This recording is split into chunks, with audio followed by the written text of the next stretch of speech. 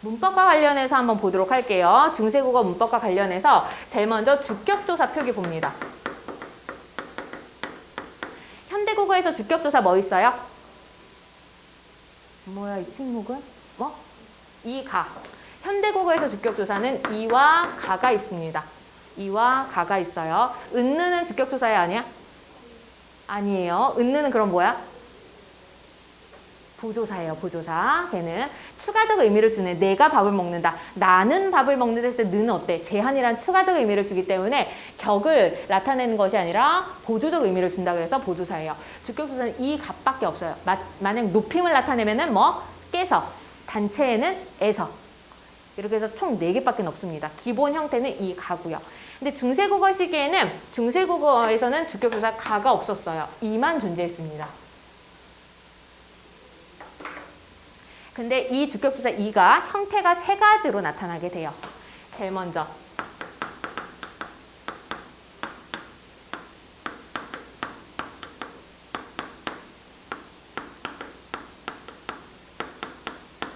이렇게 3가지.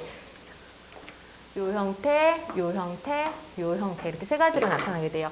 이 마지막은 제로 형태, 그러니까 0 형태예요. 표시하지 않는다는 얘기예요. 주격조사를 표시하지 않는다. 자음 뒤에는 이를 붙이고요. 모음 뒤에는 짝대기 이를 붙이고요. 이 모음 뒤에서는 표기를 하지 않는다.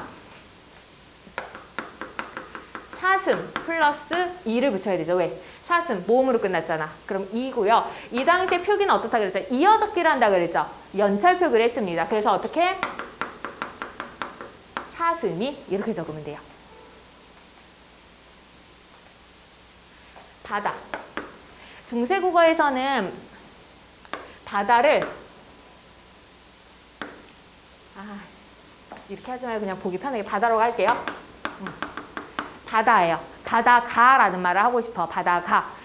가라는 건 없으니까 이를 적어야 되는데 모음으로 끝나지. 그럼 어떻게? 짝대기 이를 적는 거예요. 그럼 어떻게? 바대. 이 짝대기는 앞말 모음에 그대로 붙여버리는 거예요. 바대. 이렇게 쓰면 돼요. 바대. 얘를 하나 더 쓰면은 붙여. 이것도 그냥 현대 국어 표로 쓸게요. 원래 붙여 이렇게 써야 되는데 붙여가 라고 하고 싶으면 어떻게? 모음이니까 이 하고는 어떻게? 부채 이렇게 적는 거예요. 그냥 짝대기를 그대로 붙여버리는 거야. 이를. 그 다음에 이 모음 뒤라는 거는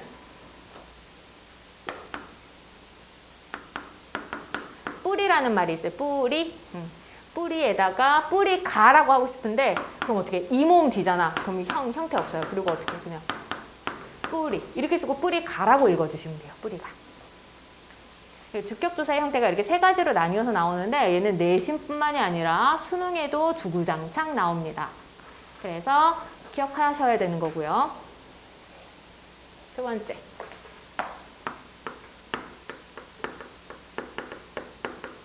목적격 조사. 현대국어의 목적격 조사 뭐 있어? 을을 있죠. 을을이 있는데 중세국어 시기에는 목적격 조사가 총 4가지 형태예요. 왜냐하면 을이나 르이나 전부 다 어때? 음성만 있지. 근데 중세국어에는 뭘 지켜야 돼? 모음 조화를 지켜야 되기 때문에 을르뿐만이 아니라 양성의 을, 양성의 르까지 나타나게 됩니다. 이거는 별로 어렵지는 않아요. 만약에 사슴을이라고 하고 싶어. 사슴을이라고 하고 싶으면 1번, 2번, 3번, 4번 몇 번 써야 돼? 몇 번 써야 돼? 1번 써야 되는 거죠. 그리고 이어적기 사슴을 이렇게 하면 돼요. 학생을이라는 말을 쓰고 싶어. 몇 번 써야 돼? 2번? 를? 학생을? 몇 번? 1번, 2번, 3번, 4번. 그래서 학생 이렇게 쓰는 거죠. 학생을 라고 써주시면 되고요. 바다를이라는 말을 쓰고 싶어. 어떻게 할래? 1번, 2번, 3번, 4번 중에서 뭐? 4번 바다. 양성 모음이니까 이렇게 쓰면 돼. 돌. 돌.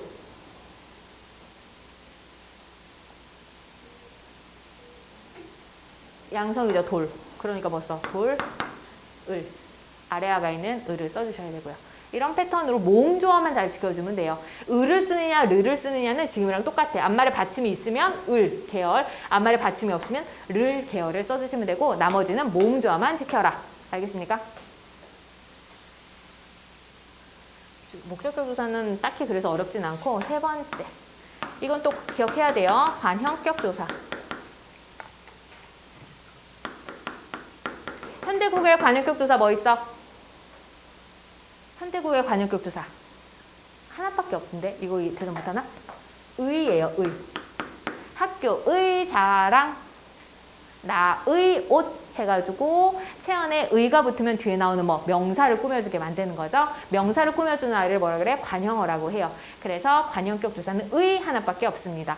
중세국어 시기에는 관형격 조사 형태가 세 가지입니다. 당연히 얘는 음성의 의죠. 뭐도 있어야 돼? 양성의 의, 음성의 의, 그리고 시옷 형태가 있어요. 쓰이는 패턴은 의가 쓰일 경우에는 얘는 유정명사일 때 의가 쓰입니다. 유정명사라는 건 사람과 동물을 유정명사라 그래요. 생명이 있는 것. 시옷은 언제 쓰이냐면 무정명사에 쓰여요. 무정명사, 무정물 얘기를 하는 거예요. 그러면 하늘의 라는 말을 쓰고 싶어. 하늘의. 얘를 1번, 2번, 3번이라고 한다면 뭐 쓸래? 하늘의. 시옷 옆에다 써주시면 돼요. 받침이 없으면 밑에다 쓰면 되고 받침이 여기 있으면 옆에다 쓰거나 아니면 받침 옆에 이렇게 써도 상관없어. 이렇게 써도 상관없어요. 그냥 어쨌든 시옷만 옆에 적어주면 됩니다. 학생. 학생. 학생의 라는 말을 쓰고 싶어. 몇 번? 1번. 양성이잖아. 그러니까 학생의. 사슴. 사슴의라는 말을 쓰고 싶어. 몇 번? 2번 쓰면 되죠. 그리고 얘는 뭐 이어적기. 사슴의. 이렇게. 이어적기까지 해주시면 됩니다. 조건이 하나 더 있습니다.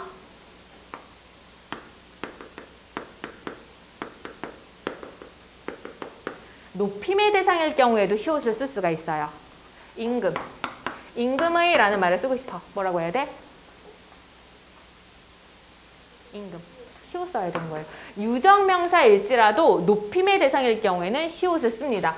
왕, 왕의 이렇게 쓰셔야 되고요. 부처, 부처의 시옷 쓰셔야 되고요. 그래서 유정명사일 경우에는 요거, 무정명사와 높임일 경우에는 이거. 주격조사랑 관형격조사가 워낙 많이 출제돼 얘들아. 그래서 이거는 기억해 주셔야 됩니다. 관형격조사 같은 경우에는 너네 모든 교과서에 공통적으로 중세국어 예문이 뭐가 실렸냐면 세종어제 훈민정음이 실려 있어요. 나란 말씀이 중국에 달아 문자로 서로 삼았대 아니하세요. 이게 세종어제 훈민정음인 거는 모든 출판사 공통으로 들어가 있고 여기에서 나란 말씀이에서 나란 말씀이라고 되어 있거든. 나라의 말이란 뜻이에요. 그래서 시작하자마자 관용격 조사부터 나오기 시작합니다. 출제가 워낙 많이 되니까 이 관용격 조사 잘 기억해 주시고요. 주격 조사는 기존 애들이 잘 기억해 줘야 될 거야. 왜냐하면 기존에는 신사고 교과서에 뭐가 들어가 있냐면 용비어천가가 들어가 있거든. 그 용비어천가에서는 높임법이랑 주격 조사 위주로 문제가 출제가 돼요. 그 예문이 높임법과 주격 조사 위주거든. 그래서 어쨌든 다 기억하세요. 왜냐하면 뭐 위주로 본문에 나와 있다고 해도 그 학습 활동이지. 학습 활동에 다른 거 다 들어가 있거든. 그래서 다 기억하기는 해야 돼. 그 다음 높임법 해줄게요.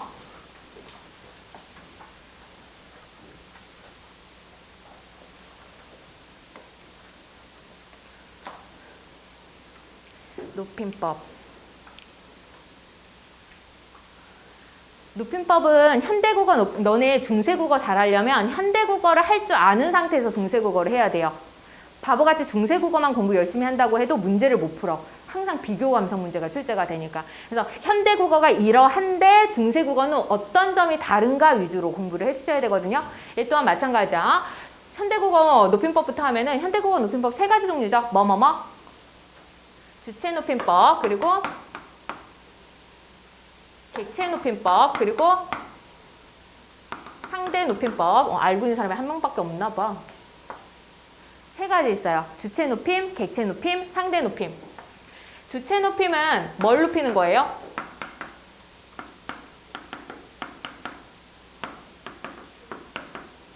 주체 높임과 객체 높임은 문장을 봐야지만 알 수 있어요. 얘는 문장 안에서 뭐? 주어를 높이는 거예요. 객체는 문장 안에서 어떤 문장 성분을 높여? 목적어와 부사어. 그러다 보니까 너네 높임법 잘 하려면 기본적으로 뭘 알고 있어야 돼? 문장 성분 분석할 줄 알아야 돼요. 내가 문법 하면서 처음 시작하면서 그 말을 했을 거야. 의문을 하기는 하는데 의문 제대로 이해하려면 뒤쪽에 있는 개념들이 자꾸 끌어와진다고. 처음 할 때는 좀 힘든데 어쨌든 되든 안 되든 한 번 끝까지 돌고 두 번째부터가 제대로 문법은 공부가 시작되는 거라는 얘기를 했을 거예요. 마찬가지야. 얘도 보면 높임법 얘기를 하는데 높임법을 하기 위해서는 뭘 알아야 돼? 문장 성분 분석하는 걸 알아야 돼요. 문장 성분 분석을 하려고 하면 뭘 알아야 되냐면 품사를 알아야지 문장 성분 분석이 가능해요. 이런 식으로 문법 내용들이 다 얽혀 있어가지고 초반에 공부할 때 너네가 좀 힘들지 모르겠지만 이거 한 번만 돌면 그 다음부터는 되게 쉬워져요, 얘들아. 주어는 찾는 방법이 뭐야? 모든 문장 성분은 누가 결정해요? 조사가 결정해요. 그래서 너네 진짜 급하게 나 공부를 문법을 빨리 마스터해야 된다라 그러면 주격조사부터 외우세요. 격조사부터 다 외우세요. 그래서 그 격조사가 붙어 있잖아. 그 문장 성분은 무조건 고정이에요. 주격조사 뭐 있어? 이 가가 붙으면 무조건 주어예요. 목적격 조사 뭐 있어? 을이 붙으면 무조건 목적어예요. 부사어는 이게 높임법이니까 사람에 대해서 쓸 수밖에 없죠. 사람과 관련된 부사격 조사는 에게밖에 없어요. 에게. 요거 가지고만 판단하면 돼요.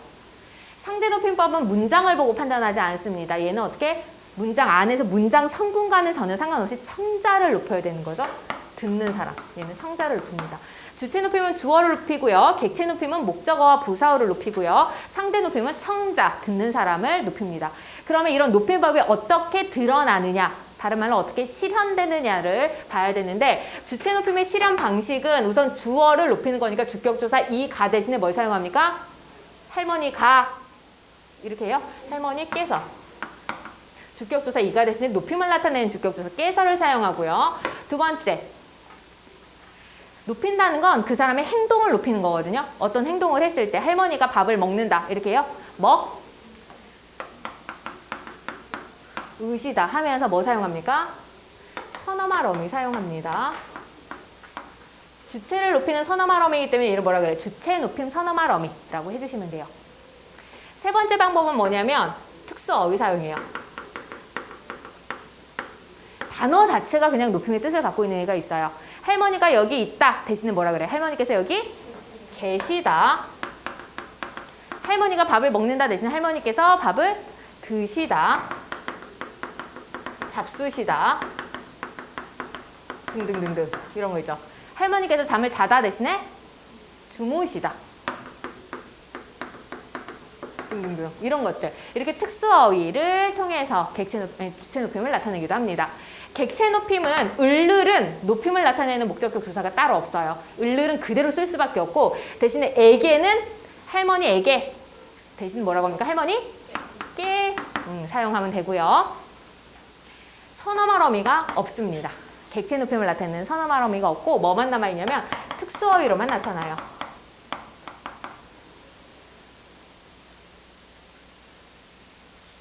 특수어휘는 몇 개 없으니까 4개밖에 없으니까 외우시면 돼요. 뭐?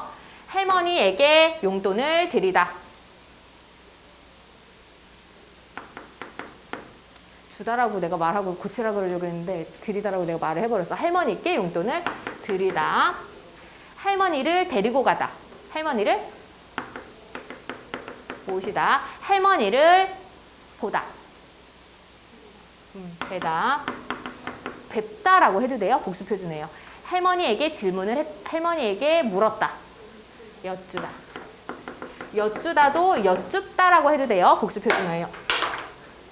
이렇게 해서 총 4가지 특수어휘만 기억해 주시면 됩니다. 상대 높임은 듣는 사람을 높이는 거거든요. 방법은 한 가지예요. 뭐냐면 얘는 종결어미를 통해서 확인합니다.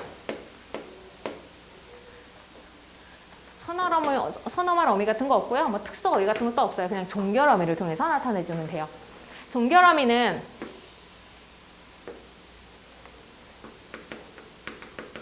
격식체, 비격식체로 나뉘고요. 높임과 낮춤으로 나뉩니다. 격식의 높임 뭐 있습니까? 하십시오체. 그 다음 격식에 살짝만 높이는 거 하오체. 격식에 살짝 낮추는 거 하계체. 격식에 아주 낮추는 거 헤라체. 비격식의 높임은 해요체. 얘는 그냥 높고 낮추고, 비격식은 두 개밖에 없어. 비격식의 낮춤은 해체. 이렇게 되어 있어요. 이렇게 되어 있을 때 하나하나 넣어보면 돼요. 얘가 하십시오, 하오, 하게, 해라, 해요, 해라고 했을 때 전부 다 뭐 명령형을 기준으로 이렇게 만들어 놓은 거거든요. 근데 사실 명령형보다는 우리가 일상적으로 사용하는 게 뭐야? 평서형이나 의문형 같은 것들을 더 일상적으로 많이 사용을 해요. 그래서 너네가 가끔가다 보면은 이거 표는 외우는데 막상 문장이 있을 때 이게 하계체인지 하오체인지를 구분하지 못하는 아이들이 있어요. 왜 그러냐면 이 패턴만 외웠을 뿐이지 이게 다른 단어에 적용되는 방식을 몰라서 그러는 거거든요. 그래서 먹다 로 내가 한번 해보겠습니다. 평서형으로 해보겠습니다. 이렇게 해서 너네가 연습해봐야 돼. 다른 단어. 뭐 공부하다라든가 아니면 가다라든가 이런 단어로 먹다 평서형. 하십시오 체하면 어떻게? 명령하고 있잖아. 왜 먹으십시오라고 명령을 해? 나는 평서형 하겠다 하는데. 드십시오도 이것도 명령이잖아. 먹습니다. 먹습니다. 얘들아, 정신 차리자. 먹습니다. 평서형이니까. 그리고 하오체하면 나 지금, 저 지금 밥을 먹소. 나 지금 밥 먹소. 이렇게 하면 되고요. 하계체 하려고 그러면 나 지금 밥 먹. 나 밥 먹네. 헤라체 하면 나 밥 먹는다. 기본형으로 하면 먹다 하면 돼요. 다로 끝나면 돼요, 무조건. 평서형이니까. 해요체 하면 어떻게? 나 밥 먹. 나 밥 먹어요. 해체는 나 밥 먹어. 이렇게 하면 되는 거고요.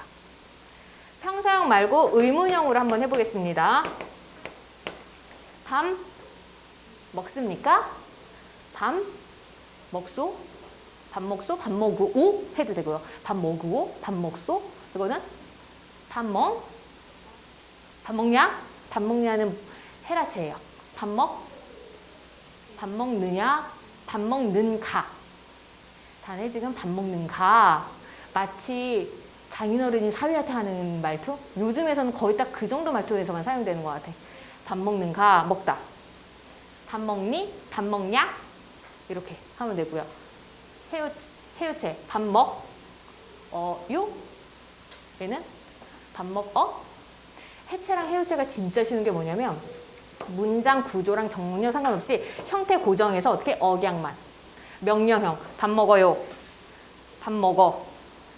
그리고 청유형. 아, 우리 밥 먹어요. 야, 우리 밥 먹어. 그 말투로만 나타나지 형태는 완전히 똑같아요. 얘는 다르지. 청유형 하려고 그러면 어떻게 해?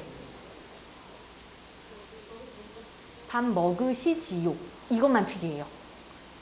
습니다 가지고는 청유형 할 때 뭐뭐 하시지요로 바뀌어요.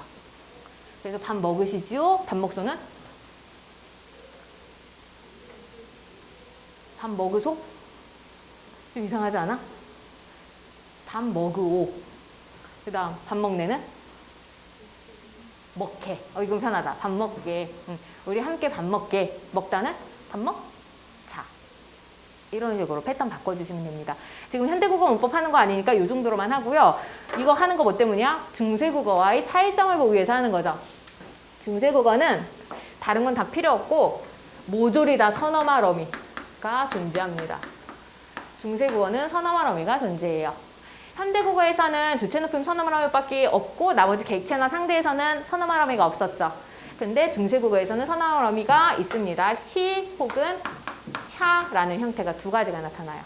시, 샤. 그리고 객체에서는 서너마러미가 있습니다. 삽, 잡, 단체 의미는 잡. 상대 높임 서너마러미 있습니다. 이. 이때는 꼭지 달린 이응으로 발음을 해주셔야 돼요.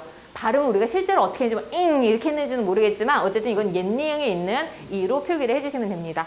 그러면 예문을 한번 볼까? 시샤는 뭐 비슷하니까 넘어가고 원래 있던 애니까 상관이 없고요. 얘부터 보면은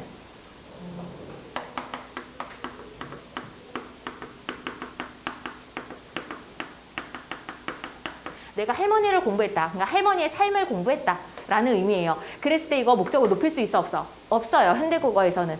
왜냐하면 특수어휘 이거 외에는 높임을 아예 표기를 할 수가 없었거든. 근데 증세국어에서는 표기가 가능하죠. 어떻게? 할머니를 공부하 이렇게 하면 돼요. 나 잡 썼어, 요거. 요 잡으로 썼어. 이렇게 하면은 뭐 할머니를 높이게 되는 거야. 이 형태가 나오잖아? 그럼 무조건 목적어나 부사어로 높이겠다는 거예요. 아니면은 여기 특수어휘 있는 걸로 사용하면 되죠.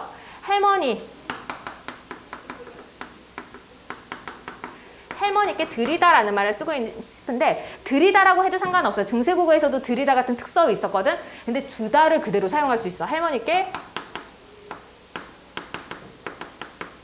주잡다 하면은 드리다라는 뜻인 거예요. 그냥 높이게 되는 거야. 선어말 어미니까 어간과 종결어미 사이에다가 넣어주시기만 하면 돼요. 그리고 상대 높임을 나타내는 경우 얘도 마찬가지야. 꼭 뭐 어떻게 종결어미만 가지고 판단을 했지. 그래서 종결어미 그대로 먹다 기본형으로 두고도 하면 돼. 그러니까 먹다로 할까?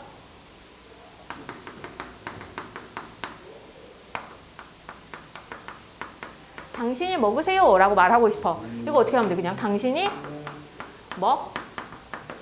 이다 하면은 먹으세요. 그냥 상대를 높여주는 거예요.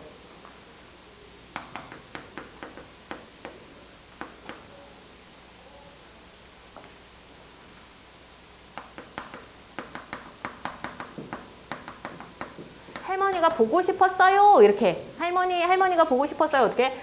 보고 싶이다. 이렇게 써주면 되는 거예요. 이런 식으로 이런 패턴으로 계속 반복적으로만 쓰면은 높임법은 다 괜찮습니다. 너네가 기억해야 되는 건 주체 높임은 시샤, 객체 높임은 삽잡잡, 상대 높임은 이라는 뭐가 있었다? 선어말 어미가 존재했다. 라는 것만 잘 기억해 주시면 됩니다.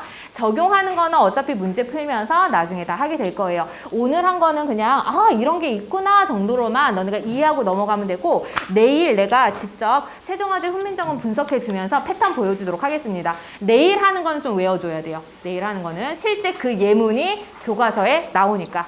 수고하셨습니다.